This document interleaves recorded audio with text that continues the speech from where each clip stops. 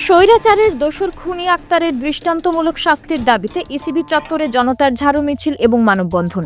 বিস্তারিত দেখুন কামরুল ইসলামের পাঠানো ভিডিওতে।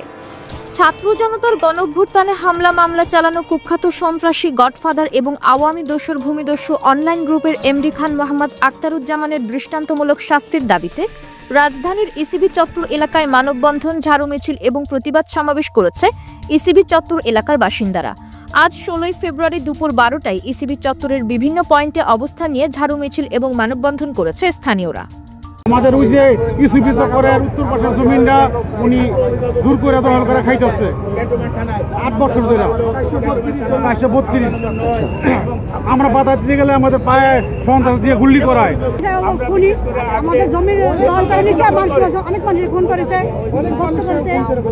অনেক মানুষ ফোন করেছে, আমাদের জমির দখল করে ফেলেছে।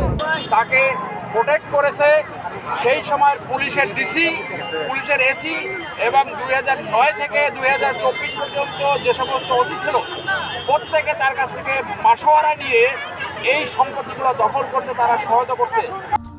উল্লেখ্য, রাজধানীর ইসিবির ডেভিল খ্যাত খান মোহাম্মদ আখতারুজ্জামান অবশেষে অপারেশন ডেভিল হান্টে যৌথ বাহিনীর অভিযানে আটক হয়েছেন গত 13 ফেব্রুয়ারি রাত 9টায়। এই কুখ্যাত ভূমিদস্যু 2007 সালেও ছিলেন সামান্য লজিং মাস্টার।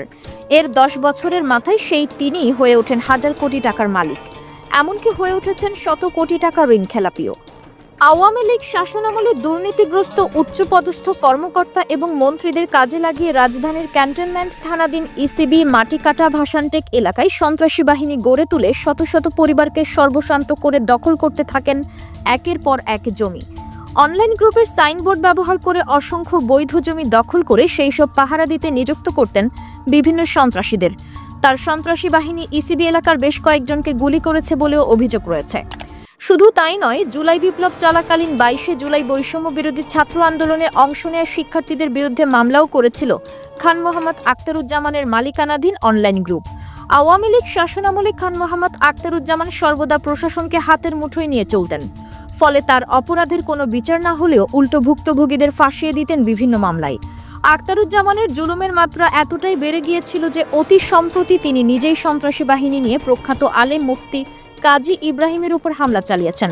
মুফতি কাজী ইব্রাহিমের স্কুল দখল করতে গিয়েই এমন কাণ্ড ঘটিয়েছেন ভূমিদস্যু খান মোহাম্মদ আখতারুজ্জামান। এমন অসংখ্য ন্যাক্কারজনক ঘটনার পর অবশেষে একটি হত্যা মামলায় তাকে 13 ফেব্রুয়ারি রাতে আটক করেছে যৌথ বাহিনী।